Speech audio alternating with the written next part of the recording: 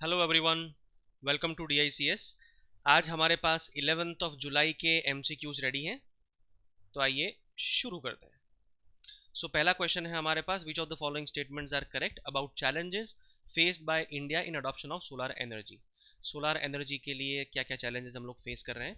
पहला statement, Indian domestic manufacturers aren't technically and economically strong to compete with Chinese companies. दूसरा statement है, India is facing challenges to balance prioritising domestic goals and WTO commitments. क्या सही है क्या गलत है देखते हैं। एक्चुअली यहाँ पे ये दोनों स्टेटमेंट सही है। सही इसलिए है बिकॉज वी ऑल नो कि Chinese companies are too technically and economically strong और इंडियन कंपनीज उनसे कम्पीट नहीं कर पा रही है। इवन चाइनीज कंपनीज कई बार इंडिया में उनके प्रोडक्ट्स डंप भी करती है।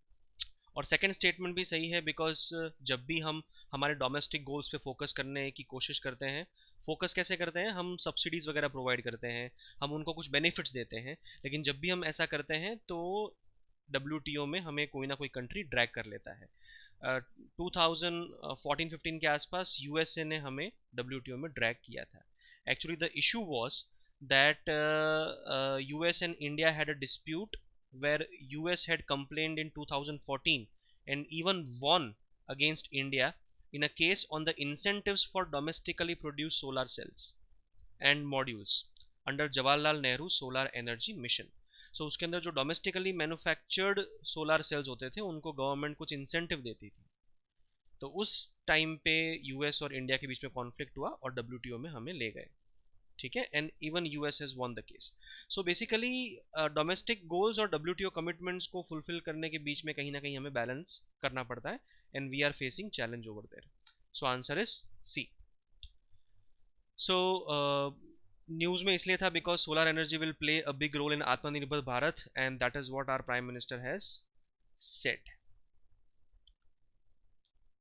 Question number 2, which of the following statements are correct about right to education act. Right to education act के बारे में क्या स्टेटमेंट सही है। पहला स्टेटमेंट है, the right to education serves as a building block to ensure that every child has his or her right to get a quality higher education. Second statement, the 87th amendment to the Constitution of India provided right to education as a fundamental right in part 3 of the Constitution. पूछा क्या है, which of the following statements are correct। तो यहाँ पे answer क्या आएगा। Basically ये वाला स्टेटमेंट जो है वो गलत है। गलत इसलिए है because right to education focus करता है प्राइमरी एजुकेशन पे एंड नॉट हायर एजुकेशन। इसलिए मैं हर बार कहता हूँ कि क्वेश्चन को ध्यान से पढ़ना चाहिए। अगर आपने ध्यान से नहीं पढ़ा तो आपको भी शायद यही लगा होगा कि प्राइमरी एजुकेशन, यहाँ पे प्राइमरी एजुकेशन ही लिखा है। बिकॉज हम क्या है, फ्लो में पढ़ते हैं एंड जब भी हम एक पर्टिकुलर सेंटेंस पढ़ते हैं तो पूरा सेंटेंस अगर सही है और लास्ट के एक दो वर्ड गलत है तो हमें लगता है हम उस पर ध्यान नहीं दे पाते हैं प्रॉपरली, हम फोकस नहीं कर पाते हैं। ठीक है, इसीलिए UPSC स्टेटमेंट्स ऐसे ही डिज़ाइन करती है, तो आपको केयरफुली पूरा स्टेटमेंट अच्छे से पढ़ना है। ओके, पहला वाला स्टेटमेंट गलत है। गलत इसलिए है बिकॉज यहाँ पे प्राइमरी एजुकेशन होना चाहिए and not higher education. 6 to 14 years तक का जो एजुकेशन है वो राइट टू एजुकेशन में कवर होता है।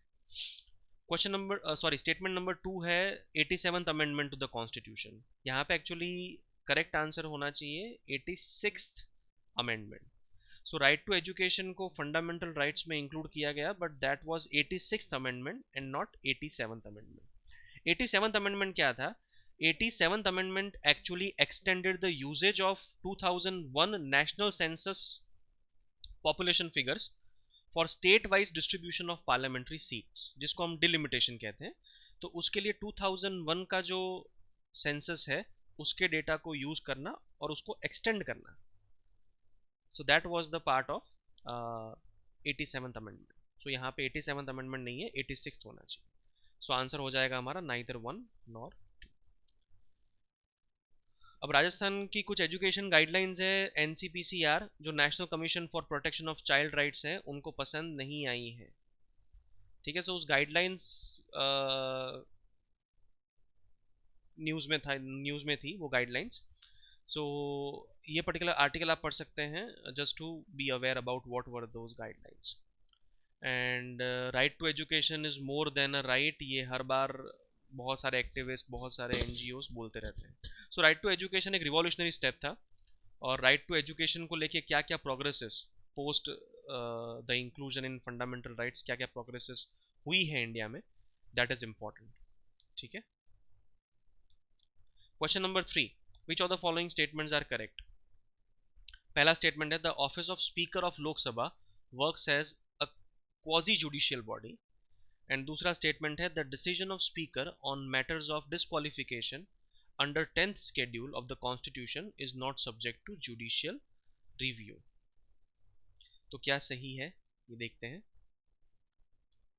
सिर्फ पहला स्टेटमेंट सही है कि it is acting as a quasi judicial body. और ऐसा क्यों है?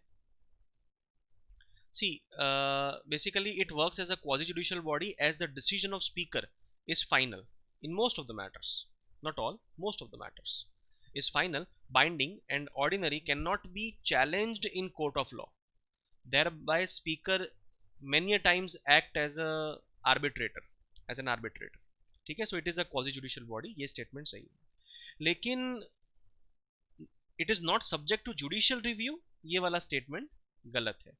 एक्चुअली कॉन्स्टिट्यूशन में कहीं पे भी ऐसा मेंशन नहीं है कि भाई जुडिशियल रिव्यू हो सकता है, लेकिन सुप्रीम कोर्ट ने एक जजमेंट में ऐसा कहा है, and that judgement is Kihoto Hollohan. So Kihoto Hollohan नाम का जो केस है उसके अंदर सुप्रीम कोर्ट ने कहा है कि स्पीकर जो 10th शेड्यूल का डिस्क्वालिफिकेशन डिसाइड करता है that is subject to judicial review. So पहला स्टेटमेंट सही है, दूसरा स्टेटमेंट गलत है। आंसर हो गया हमारा 1 ओनली। सो ये न्यूज़ में इसलिए था बिकॉज जो हाई कोर्ट है मणिपुर की, उन्होंने स्पीकर ने जो एक्शन लिया था मणिपुर एमएलए के खिलाफ उसको सस्पेंड कर दिया है। So it is subject to judicial review. Question number 4, which of the following statements are incorrect about electricity amendment bill 2020? The bill seeks to provide last mile connectivity of electricity in remote areas of the country. ऐसा है क्या, ये हमें पूछा गया है। Second statement है the direct benefit transfer introduced in this bill will benefit consumers, state government and distribution companies. अब इसमें क्या सही है क्या गलत है? सो बेसिकली पहला वाला जो स्टेटमेंट है वो गलत है और दूसरा वाला जो स्टेटमेंट है वो सही है। अब पहला वाला स्टेटमेंट गलत क्यों है? बिकॉज ये पर्टिकुलर जो अमेंडमेंट है इसके ऑब्जेक्टिव्स हैं to address critical issues weakening the commercial and investment activities in electricity sector and bringing transparency and accountability to protect the interest of consumers and ensuring healthy growth of power sector। So इसमें कहीं पे भी last mile connectivity ensure करने की बात नहीं की है। ऑल्दो इन सबका इनडायरेक्ट इम्प्लीकेशन ये हो सकता है कि लास्ट माइल कनेक्टिविटी होगी, बट कैटेगोरिकली ये स्टेट नहीं किया है, इसलिए हम इसको इनकरेक्ट मानेंगे। दूसरा स्टेटमेंट सही है कि डीबीटी जो इस बिल में इंट्रोड्यूस किया जाएगा वो सबको बेनिफिट करेगा, कंज्यूमर्स को, स्टेट गवर्नमेंट को, डिस्ट्रीब्यूशन कंपनीज को। अभी क्या होता है कि जो पावर में सब्सिडी मिलती है वो डीबीटी के अंडर नहीं है, वो डायरेक्ट सब्सिडी होती है। आपको जो पावर मिलता है वो सब्सिडाइज रेट पे ही मिलता है। तो government is planning to ensure direct benefit transfer और उससे सबका भला होगा। सो पूछा यहाँ पे इनकरेक्ट है and that is why will go with A. So ये न्यूज़ में इसलिए है बिकॉज आप स्लैम्स जो शिरोमणि अकाली दल है, क्योंकि उन्होंने डबल स्पीक किया है इस पर्टिकुलर बिल के मामले में। आगे चलते हैं। क्वेश्चन नंबर 5 हमारा, which of the following statements are correct about Indian penal code, IPC के बारे में क्या स्टेटमेंट सही है? बहुत अच्छा क्वेश्चन है, ध्यान से देखिए इसको। It has lead the foundation of secularism. Second statement, it was codified after Indian Council Act 1861, and third statement, it was the first codification of criminal laws during British Empire। पूछा क्या है हमें, correct क्या है? सो इसमें 1 और 3 दोनों statement सही हैं, पहला भी सही है तीसरा भी सही है, ये वाला स्टेटमेंट गलत है। वैसा क्यों है? पहला स्टेटमेंट सही इसलिए है बिकॉज आईपीसी ने रिप्लेस किया था मोहम्मदन क्रिमिनल लॉ जो उस टाइम पे चलता था।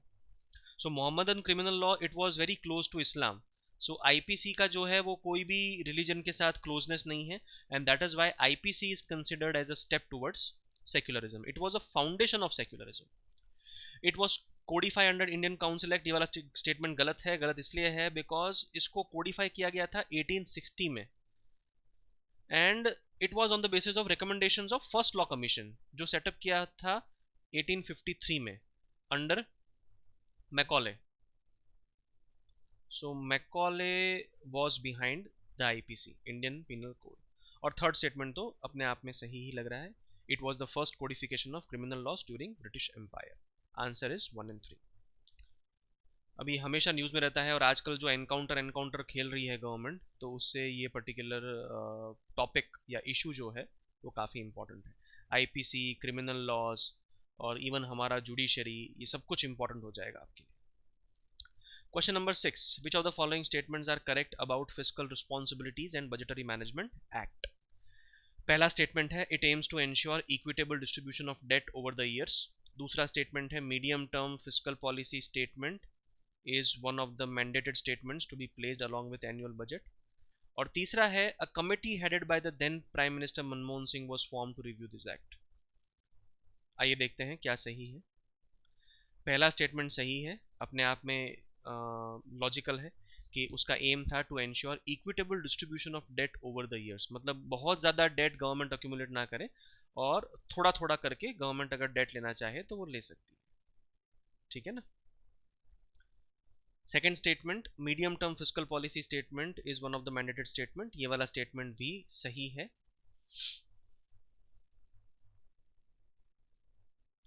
Actually there are total 3 statements. एक है मैक्रो इकोनॉमिक फ्रेमवर्क स्टेटमेंट, दूसरा है medium term fiscal policy statement जो यहाँ पे लिखा हुआ है, एंड चौथा है fiscal policy strategy statement. So ये 3 स्टेटमेंट मैंडेटेड किए गए हैं कि एफआरबीएम एक्ट के अंदर कि एनुअल बजट के साथ ये स्टेटमेंट्स भी पार्लियामेंट के सामने हमें रखने पड़ेंगे, हमें मतलब एग्जीक्यूटिव को। और तीसरा स्टेटमेंट गलत है, वो गलत इसलिए है बिकॉज कमिटी एन के सिंह ने हेड की थी and not our ex prime minister Manmohan Singh. So answer is 1 and 2। So cooperative federalism आजकल बहुत न्यूज़ में है बिकॉज जो जीएसटी के कलेक्शन में शॉर्टफॉल हुआ है तो state governments are demanding that shortfall from centre, ठीक है। और 14th फाइनेंस कमीशन ने जो प्रॉमिस किया था कि सेंट्रल गवर्नमेंट स्टेट गवर्नमेंट को उतना पे करेगी, वो भी स्टेट गवर्नमेंट को अभी तक पे नहीं किया गया है। सो जो पूरा फिस्कल फेडरलिज्म का इशू है ये इस साल और आने वाले साल में भी एग्जाम पर्सपेक्टिव से इम्पोर्टेंट रहने वाला है। तो अगर आपने इसको लेके अभी तक नोट्स नहीं बनाए हैं फिस्कल फेडरलिज्म को लेके, नोट्स बना लीजिएगा। Question number 7, which of the following statements are correct about Polavaram multipurpose project. So Polavaram multipurpose project news में रहता है, उसके लिए क्या इनकरेक्ट है। पहला है it is a multipurpose irrigation project on Krishna river, और दूसरा है it's reservoir spreads over in parts of Andhra Pradesh and Karnataka. अब क्या स्टेटमेंट इनकरेक्ट है ये पूछा गया है। एक्चुअली दोनों के दोनों स्टेटमेंट इनकरेक्ट है। क्यों? क्योंकि ये पर्टिकुलर प्रोजेक्ट जो है वो गोदावरी रिवर पे है एंड ना कि कृष्णा रिवर पे, तो ये वाला स्टेटमेंट गलत हो गया। एंड दूसरा कि भी आंध्र प्रदेश और कर्नाटका इसको लेके झगड़ रहे हैं बिकॉज वो दोनों में स्प्रेड हो रहा है, ये गलत है because this particular reservoir spreads over Andhra Pradesh, Chhattisgarh and Orissa. So इन तीनों स्टेट में ये स्प्रेड होता है और आपस में ये लोग लड़ रहे हैं। सो कर्नाटका का कोई रोल नहीं है। So answer is C, both 1 and 2। आप यहाँ पे देख सकते हैं ये रहा Polavaram project on the river Godavari, याद रखिए। Question number 8, the term AH-64E Apache has been in news. Which of the following statement is correct about it? क्या क्या statement correct है? A statement है it is a missile defense system received from Russia. B है it is an attacked helicopter recently received by Indian Air Force from Israel. C है it is the first electric vehicle with all parts made in India and none of the above. So Apache आपने news में सुना होगा कि कहीं ना कहीं ये हेलीकॉप्टर तो है, ठीक है, बट आंसर होगा इसका डी, इसमें से कोई भी स्टेटमेंट सही नहीं है।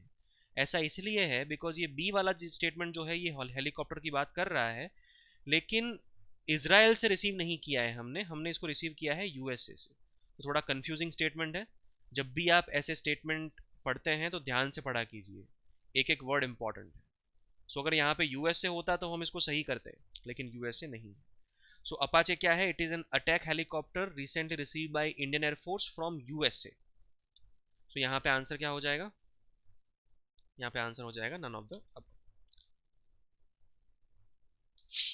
Question number 9, which of the following statements are correct about essential commodities act 1955? पहला स्टेटमेंट है the recent amendment in the act may disturb the food supply chain of some essential food items. दूसरा है the central government can fix minimum retail price of packaged commodities which are notified as essential under this act. ठीक है, तो क्या correct है ये पूछा है। अब ये वाला स्टेटमेंट तो सही ही लग रहा है हमें, ठीक है ना, और सही भी है।